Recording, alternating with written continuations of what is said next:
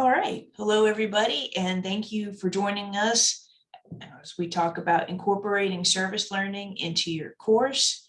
I'm Brenda Plimpton, EEC's Learning Specialist and Research Coordinator, and today we're joined by Heather Adams, who is a UNLV Student Success Lecturer and our service learning guru, we like to call her. And so today she's going to talk about what service learning is, some of its benefits, and how you can incorporate it into your course to help add experiential opportunities for your students. So I'll give it to you, Heather. Have at it. Thanks, Brenda. I don't get to be called a guru very often, so that's always pretty exciting. So I guess I should start by saying why I became so interested in service learning. We have a component of UNIV that is about service learning, and it has gone through many iterations over the years, especially with COVID. And I've really seen firsthand what an impact it has on students and how much they get from it that sometimes I wasn't even really anticipating that they would. And I know that we all maybe come at service learning from different backgrounds. Maybe we have different knowledge bases. Truthfully, there's not as much literature about service learning. It's one of the fields that there's currently a lot of opportunity for people to write about their experiences, if anyone is interested in trying to publish a paper. But there are some sort of basics, and a lot of this comes from the K-12 background as well. And although I know many of you probably have an understanding of service learning, it's likely that your students won't. So before you toss students a service learning project or an experiential education project, it is a good idea to explicitly let them know what service learning is and why it's beneficial for them. Being upfront with students so that it's not a, guesstimate why this might be useful for you in your future career, I think does a service for students. And I say this specifically because we had a few issues with students kind of confusing service learning and just completing a service. So I will make this PowerPoint available to anyone who's interested, and they can go through and read a little bit more if they'd like. But I really like the definition. Service learning refers to learning that actively involves students in a wide range of experiences, which often benefit others and the community while advancing the goals of a given curriculum. And those components kind of all have to be there. So here's the example that I give my students, which is helpful as they begin their projects, that picking up trash is a service. It's a great service, and they should absolutely do it, but it's not service learning. Studying water samples under a microscope is, of course, learning, but it's not a service. But if they collect water samples, document the results, present findings to a local pollution control agency, that does become service learning. And students really need their instructors to make that connection for them and to help them along that process. We'll talk a lot about different possibilities for service learning as we go through for different disciplines. I'm very willing to, if anyone doesn't have an idea of how they could make service learning work within their particular course, you can email me. My email is on a slide towards the end, so you can absolutely reach out. And I'll also tell you about some of the projects we have running sort of on a semesterly basis at AUM. So one of the things that I think is really interesting is that there are different kinds of service learning. And although I don't want to insult anyone's intelligence and go into a lot of depth about what each of these are, I think it might be really useful because you might be thinking that you have to do service learning a certain way and that doesn't fit within your curriculum. But we see with service learning, there are so many options that it really can fit within any curriculum, within a discipline, with any kind of project you want students to do. So the direct service learning, that's when you're meeting face-to-face. And this becomes particularly important during things like COVID outbreaks or when we're trying to be careful. So sometimes direct service learning isn't appropriate. I think we all at AUM also understand that our students have a lot of different responsibilities. They have different they work, they commute. So sometimes doing the direct service learning where they have to be in a certain place at a certain time can be challenging. But that is not the only kind of service learning. And I think this is what people most often think of with service learning. And they don't realize that there are some other options as well. So indirect is when they're working more on like campaigns. One example of this might be compiling a town history. So this could work for history classes, this could work for English classes, this could work for sociology, this could work for anthropology, right? So it has a lot of different disciplines that these can be a part of. Restoring historic structures or building low-income housing. There's not as many opportunities to do that in Montgomery, but you can see what connections you might have.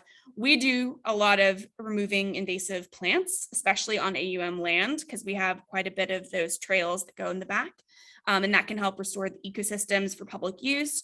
So this one, they might be at a certain place at a certain time, but it's not person to person. It might be a little safer if you're concerned about, your students' health, but it still can be very personable, interactive activity if you would like. So those are some examples of that more indirect.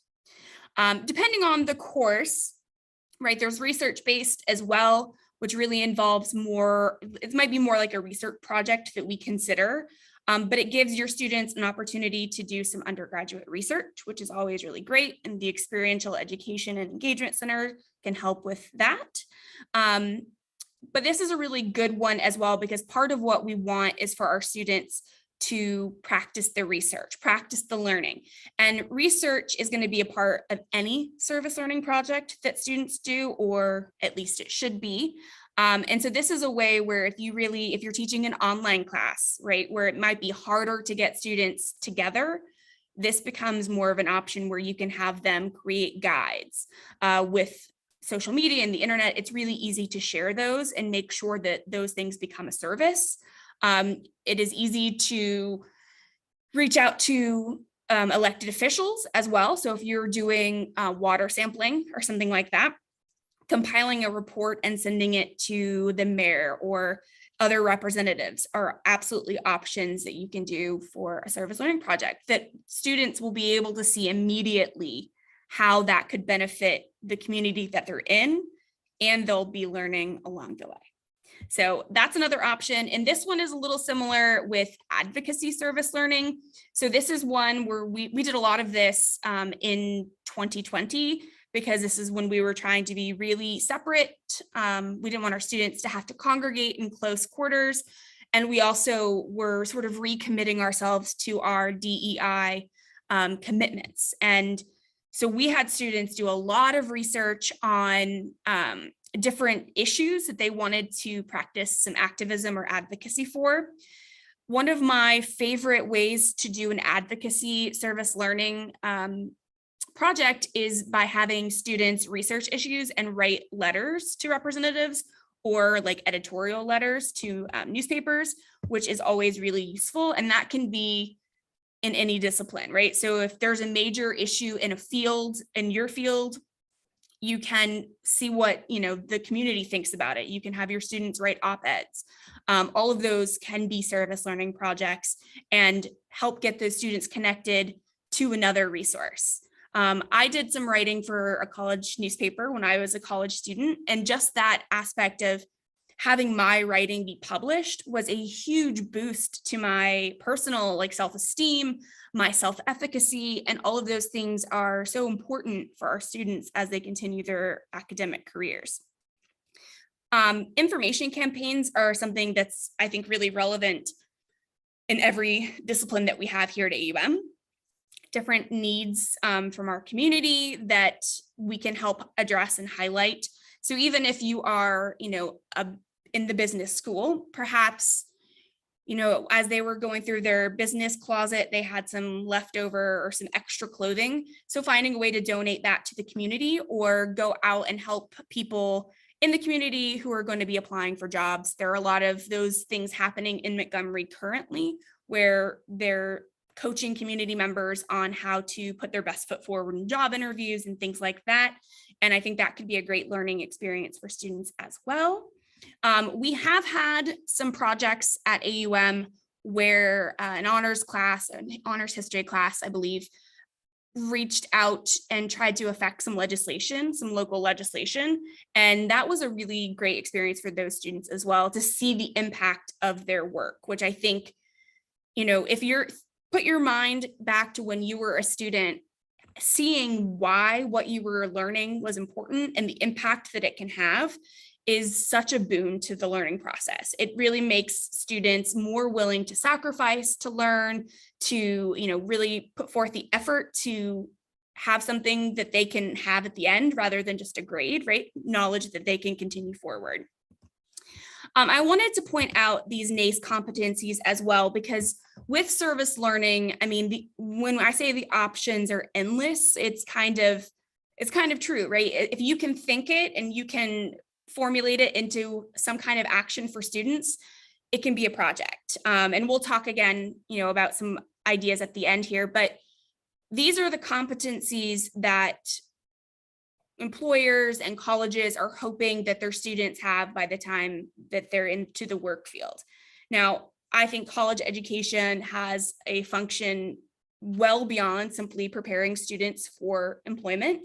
However, these are skills that I think are useful for anyone to be an engaged citizen in their community. So we see things like critical thinking and problem solving, teamwork and collaboration. So those are the two highest ones, and you can kind of see how they've gotten, weighted as even more important over the last, couple years there. It's a little bit dated, but we see that sort of rise in the critical thinking and problem solving especially. So if you're designing a service learning project, you might have it be students addressing a critical problem and having to come up with a solution so that they can practice these skills and make sure that they're learning something that's advancing some issue within the field, which I think is really useful.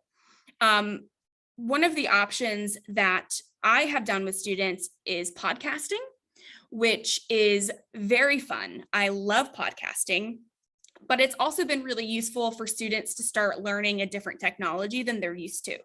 Because part of what I think so many of us and our students will be doing as we go through life is adjusting to new technology that's come out. So having them work on that and helping them work through that becomes not only an opportunity for them to learn while completing a service, but an opportunity for us to teach some of the skills that maybe we forget that it is our job to help students learn. So I love that one. Leadership, of course. And I personally take issue with global multicultural fluency being weighted towards the bottom here. I actually think that that is probably one of the most important competencies a person can have, if not the most important, maybe close with critical thinking, which is why many of the projects that I work on specifically at AUM really focus on that, because that is an aspect in every field. So no matter what field you research in, that you teach in, what field your students are going to be going into, being able to have an appreciation for multiculturalism is going to be an aspect as they move forward. So I think that one deserves a bit more weight, which is why you'll see it in some of the projects that we have done at AUM. So when you're preparing a project, right, and we'll get again to the project ideas a little bit at the end, but when you're preparing the project, there are these 4 steps that you should take into consideration how you're going to help your students understand these aspects and how you're going to make sure that each of these components has a place in your project. So one of the issues we had with service learning when we first started it is that it was very open and students had a paralyzing amount of freedom that made it really challenging for them to choose something meaningful. So if students know that something's going to be for a grade, their tendency is usually to find the easiest way to complete it rather than the way that will be most meaningful to them. So when you have totally open-ended options, the reflections and the work doesn't come out usually the way that I think we would want. So adding in this element of research has been really transformational in the way that we do service learning in UNIV.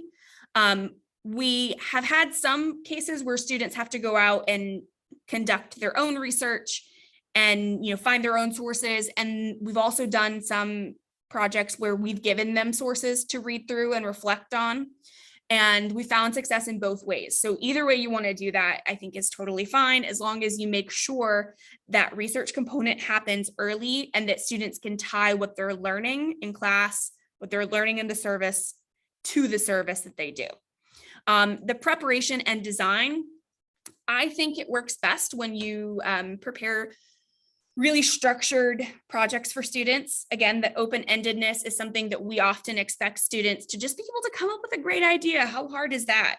It actually is really hard when there's so much information and so many opportunities sometimes. So I personally like to prepare the project myself and design the aspect and allow them to choose between like a couple of options within the project that I've already designed. Third part is going to be the actual service, whatever it is that they're going to do, whether it be hosting a day of awareness campaigns, or if it is going to a town hall to address something in the community that they have a problem with. Either way, that is obviously a huge component. And the fourth one, reflection, this one is the most important.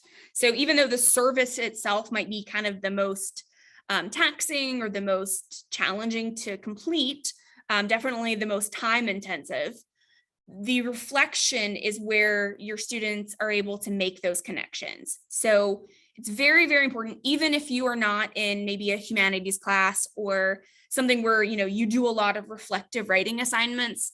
This is a really key element of service learning to allow students to process what they've done, what they've learned, and how they can connect those things. I sometimes also have my students make a connection to one of those competencies, to a skill that they feel like they improved on or that they used, and really articulate what it is that they got from it. It's a really useful exercise for students. I think sometimes reflection can get a little bit of a bad rap, that it's just, you know, touchy-feely, sharing your thoughts. But in this case, I really do think it is necessary. So make sure you have some kind of reflective component. It doesn't have to be, you know, writing. It could also be just a discussion, but make sure that you make time for that and you make it very clear the importance of that. So here are some of the projects that I have created and that my colleague, Dr. Katie Waddell, have created. And we use these in UNIV. So these are two projects we do in UNIV. Cultural exchange is one that I typically lead. And this is something that, you know, you can have your students join in on as well. So if anyone watching this wants to be a part of cultural exchange or have your students be a part of it, this is open campus wide. We just focus it with UNIV students because they have a project they have to complete. And what we do is we match up our students from UNIV with students who are in the intensive English program here at AUM. Some of these are community members who are just trying to improve their English skills. Some of these are international students who are learning English so that they can test into the university and become a full AUM student in traditional courses. So when we have our students meet up, we've done a lot of different things. We've had them have, you know, off the cuff conversations. We've had them do guided conversations. We have had them play games. Every time we've ever done a meetup, students have told me how much fun it was and how much less intimidating it was than they expected. A lot of our students are born and raised in Alabama, have rarely left the state, if they've even left the state at all, and they may not have had the opportunity to interact with someone from a different cultural background, racial background, or language background. So it becomes this really great opportunity for students to make these sort of global connections and start to understand multiculturalism on a more personal level. I do know that at one time, the nursing school had an assignment like this or a project like this where they had their nursing students interacting with international students and, you know, English language learners. And if you think about it, if you become a nurse, right, some of your patients may not speak English. So how you interact with people from different backgrounds and who are maybe different from you, and having practice with that makes a real difference in everyone's life, I personally think. So in any field where you're going to have interaction with, you know, a diverse group of people, this is a great project, even if it's not necessarily based in the field that you have. So for example, this could be a great project in a business class, because if you are going to school for business, you're going to be interacting with a lot of different people, and having an understanding and a element of comfort when you meet someone who's a little different than you, I think is a huge asset. And it's a great way for students to experience that while they're here at AUM, which I think makes a big difference. Katie leads the LGBTQ plus awareness project. Again, anyone who is interacting with the public in any capacity is going to be working with members of the LGBTQ plus community. And so understanding some of these key issues and understanding the discrimination that is still very present, I think is, again, something that can be useful for anyone in any class at any point in their academic career. Now, the research that we talked about, needing to be the first component of service learning, we have provided in our assignment some links for the students to go and read about some of these issues. So for the cultural exchange, students read about the international student struggle during COVID-19, the original sort of challenges that popped up. A lot of domestic students didn't understand that international students are here on a certain type of visa that prohibits multiple online classes. So when everything went online, that was a huge sort of problem people had to figure out. Most of the students don't know what it's like to be an immigrant. And so they read about different immigrant experiences so that they have some context as they go in and they're meeting people who are a little bit different from them. In the LGBTQ plus awareness project, we specifically focused on the needs of trans students this past time. And these articles evolve as we go through. This is the first part of our assignment. We also have an additional assignment that has other articles and podcasts and documentary clips. So we try to keep it multimodal, but this is an option if you wanted to do a project like this, where you gave students the research they needed to do, and we gave our students a place where they could reflect on the different articles. So it was really helpful for us to see where students were as they were working towards their service. So we also did a podcast series. So again, same format. I did 2 podcast series that I worked on this past semester that were, experiences of a first-year student, and then career chats where we interviewed people in different professions. So I could see this working with a lot of different disciplines as well. So if you are in, I keep saying a business class, let me switch to something else. If you're in a political science class and you want to sort of understand some of the differences of opinion and different beliefs in Alabama, maybe you have a podcast series where you invite guests on to talk about their personal experiences, their beliefs, or their ideas for how to improve our community. Podcasts are great. They're very accessible. There are a lot of resources for educators to learn how to produce these types of projects, or give it to students and allow them to learn how to produce those types of projects. And fortunately, AUM's computer labs also have some technology that can be helpful as well. We also did a social support project, which was very interesting to see how many students gravitated towards this project and how many of our own students shared in their reflections that they had faced either a domestic violence situation, housing insecurity, or food insecurity. So these are issues that are really relevant for our student body. And with some finagling, these same, supports, I think any discipline can really use these projects as well and make them fit within their curriculum. And I'm happy to, again, speak with anyone who might want to adapt some of these, or maybe you'd like for me to email you them. I'm absolutely happy to do that. So I do have here some of the spotlights for service projects that students can join.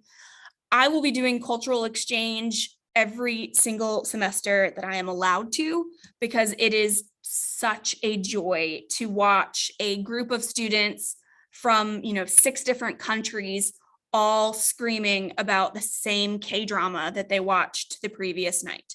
It is it is just pure joy. At one of the cultural exchanges, it came out that an American student had a pet raccoon. And so they were showing all of the students, there were a lot of Chinese students who just could not fathom how anyone would have a pet raccoon. And you get to really see those interactions and sort of the doors it's opening in people's brains. So you're welcome to contact me if you're interested in adapting this or having another connection. We work with the WASC sometimes to have the events, and I work directly with the intensive English program here on campus, or here on campus. I'm on Auburn's campus today, so they're on campus. If you're interested in incorporating any LGBTQ plus issues or projects with your students, you can contact Dr. Katie Waddell. Not only does she run the project for UNIV, but she also works with Spectrum, and she and Dr.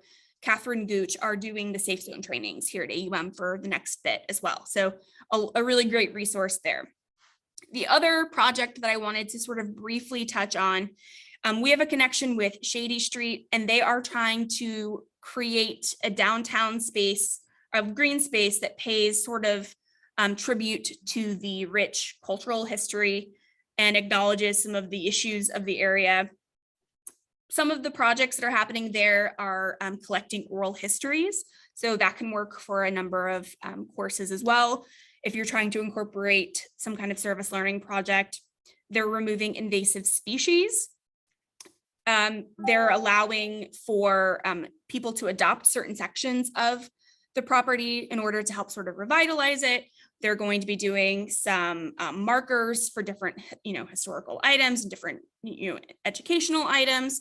I think they're even going to be putting some colorful bird houses around for refuge for birds. So there's really, even within Shady Street, something for so many different disciplines. You've got history, of course, with the oral histories. Art could do a lot of things there. If you are a fine arts professor and you have your students working on projects, I am sure that they would be happy to coordinate and, help students maybe do a sculpture piece, or again, even those birdhouses being sort of art throughout the park. And even when we say, removing invasive species and things like that, we might sort of be like, that is biology or environmental science. It has a lot of community benefits as well, including historical. It's very environmental. So if you have any students who are interested in, climate change or things like that, it could be a really useful activity for them to start revitalizing this area, planting native plants.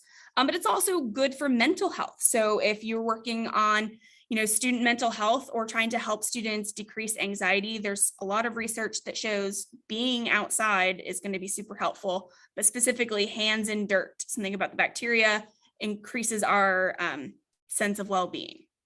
So those are options too. What I would suggest for anyone who's considering incorporating service learning is to ask yourself, what matters in your field? What are the issues that are going to be the most important? So I am going to ask for some interaction, because I've been talking for a considerable amount of time, as to what are the issues in your field or issues that you see.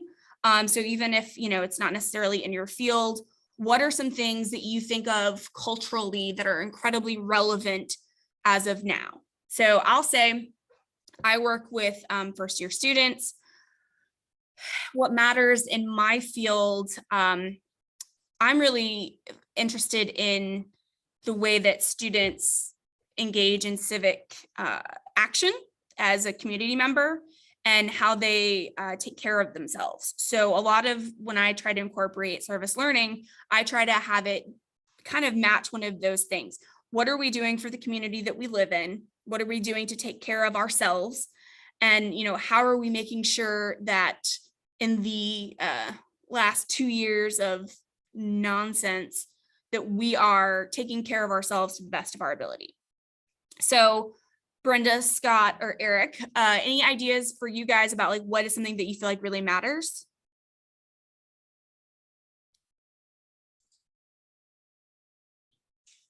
Well, for me, the first thing that comes to mind is access to technologies. and trying to make sure that that's available to all of our students in some way, or that they have education in how to use or go to those resources. I think we even have resources here on campus that most students or our professors have no idea that exist. And like you mentioned about the podcast stuff, like that's around, and that's something that, you know, we can figure out how to utilize it, but nobody knows. So I love that, because I specifically last semester, I think, or it was fall, actually last fall, students kept telling me that they had turned things in, and I was flabbergasted because I did not have them.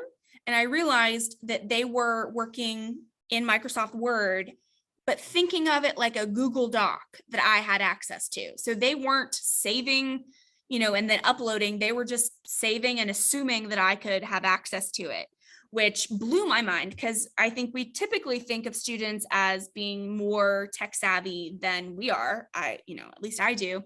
So maybe a great service learning project for that issue would be having students pick different technology that they're comfortable with and making tutorials, or making a short documentary, or going into public schools and sharing with students there some of these resources, right? Showing students how to use Canva, which is so easy to use and really, make such a big impression. So that could absolutely be one, and I think would be a great one.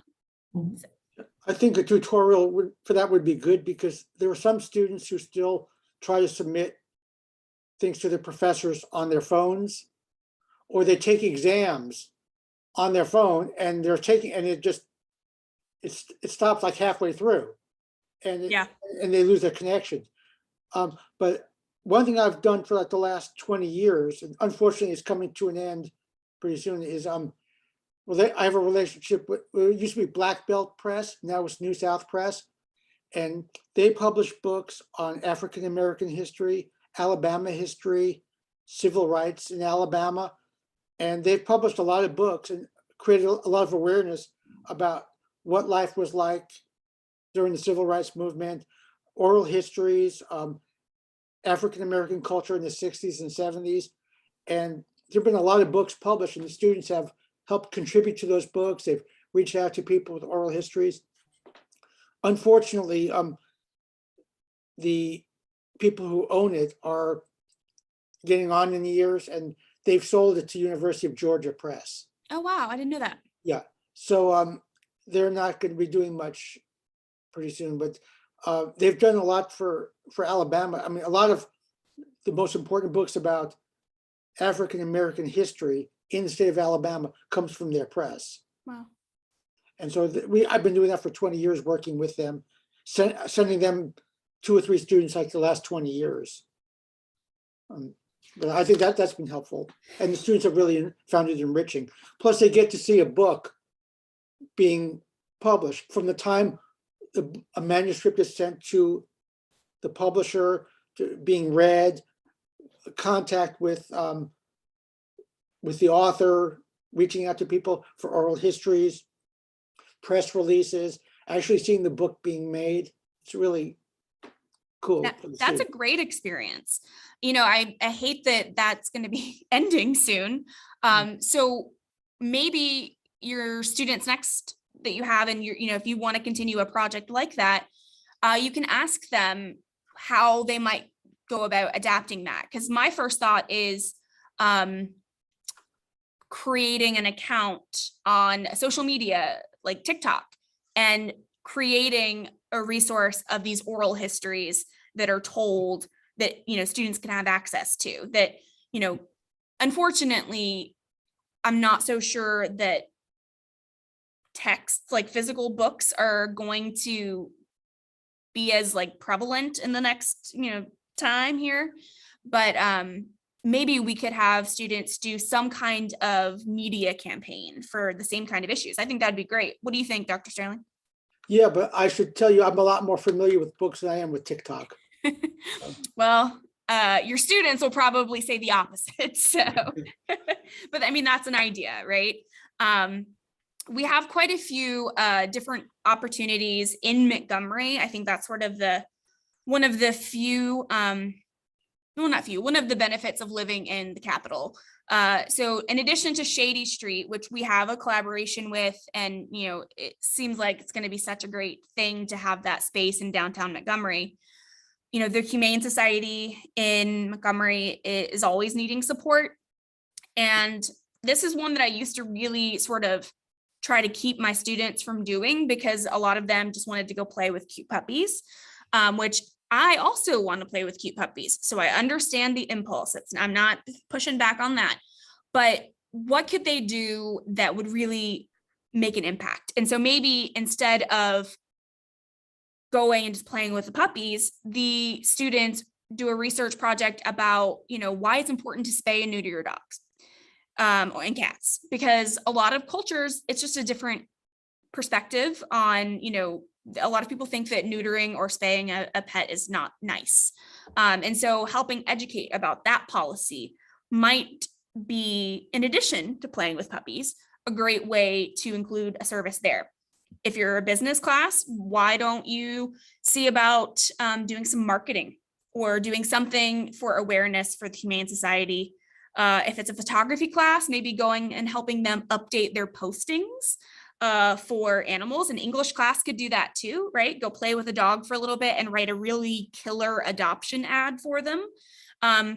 Those are all things that can be discipline specific, even if it's at some place like the Humane Society. Family Sunshine Center has a coordinator who helps with different volunteer projects. And they do a lot of different things, but it's very sort of hit or miss. It's only at certain times. So if you worked with them early, perhaps you could, you know, switch that up a little bit. EJI does projects. One that I thought was particularly interesting that I thought other colleagues at AUM might find helpful are different kinds of survey projects.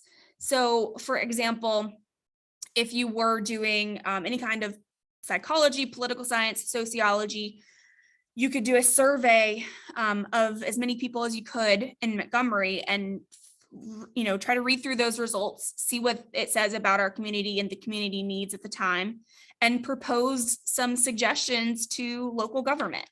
I think could be a really interesting project, especially, you know, I think we would all agree that politically Alabama is very polarized.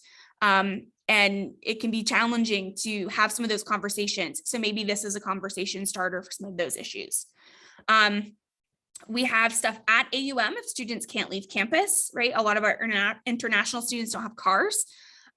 So we have the cultural exchange. There are things happening for international student support. I've had students work on sort of like brochures of Montgomery for people who are new, but for young people who are new, right? Not families visiting, talking about the zoo, talking more about like, hey, if you have a date, here's a great place to go.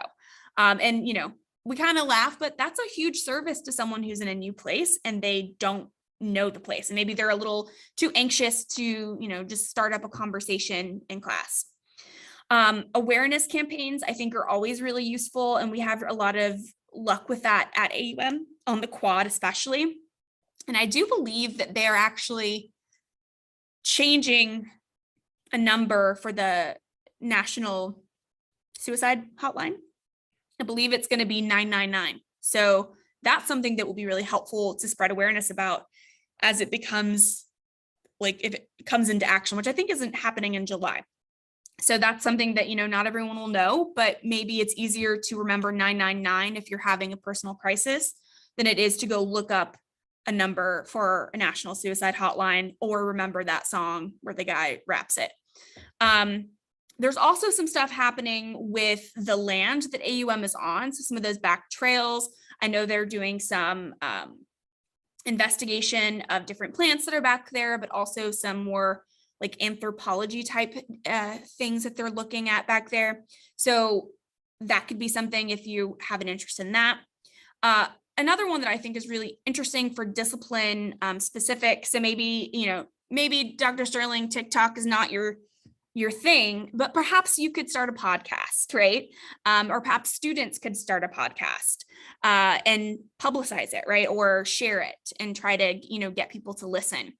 Something that I love is asking what is something that matters in your field, and then have students create children's books that they could then go and read at local schools.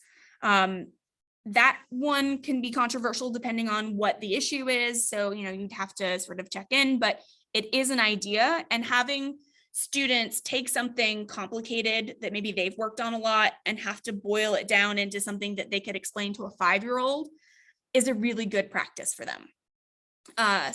Michael Scott from The Office said, "Tell it to me like I'm 5," and you really have to know something well to be able to do that. And I already mentioned awareness campaigns, so I will ask if there are any questions.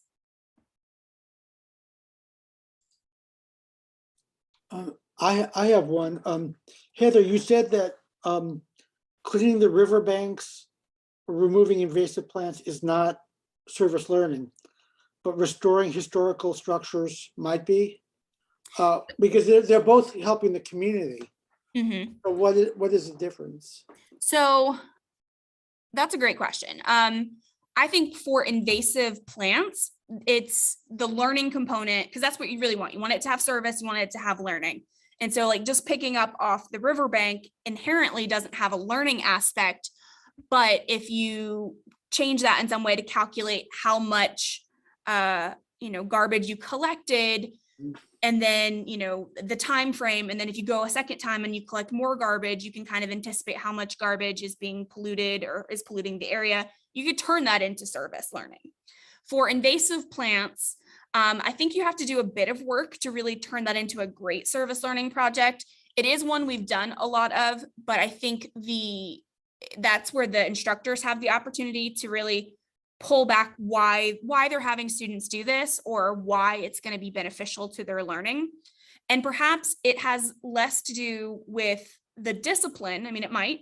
Maybe it's more you're learning how to collaborate as a team, because you as a team, you're doing this area. So you now have to decide how this is going to work best. What plants do you need to plant here so that you can, attract pollinators? And then why does that matter? So at that point, the learning is almost more about civic engagement rather than, necessarily math or science. But you could also have students, like if you're teaching a comp class and you had them do a service learning project, they could then go and write an article about why we need to make sure that we're not planting kudzu everywhere, or we're, keeping it back, because when we do that, this happens, right? And now they have firsthand experience of what a disaster it is to try to remove things like kudzu. So it's a little tenuous, but I think that's where you have the wiggle room to sort of make your own meaning of it, if that makes sense. Okay, thank you. You're welcome. Did that answer your question, Dr. Yes. Sterling? Okay. Anybody else? The reason why I asked is there a need to take service learning and connect it to a career? I don't think there is a need. It's an option, so you can do it. I prefer maybe connecting it to a skill that is going to be useful to them, maybe in their profession, maybe just in life, maybe just as a citizen of this world, because I feel like that's more important, especially in the last few years. And I kind of am trying to push my students away from thinking of college as just step one of getting a good job. I think it can be, but there's more to it than that. There's, learning to think and sort of question and, reflect and all of those things. So I think it really depends on you. If you want it to be related to a career, you absolutely could. I think we usually want it to be related to our course. So if you're teaching an English course, finding a way to connect it to that is probably more important than connecting it to a future career. Okay, thank you. You're welcome. That was awesome, Heather. Thank you. You're welcome. Thank you. Thank you. You're welcome. All right. Well, thank you very much for being here with us today to tell us about service learning and how to incorporate. I think you did an excellent job of dividing it up into different disciplines. As I think all too often when we think service learning, we specifically think maybe just you and IV, and that's something that I think has been hindering some folks on campus from taking it on and bringing it, incorporating it into their lesson planning. So you did a really good job of explaining that out to everybody. And I appreciate that. And giving good examples, as well. So thank you. My pleasure.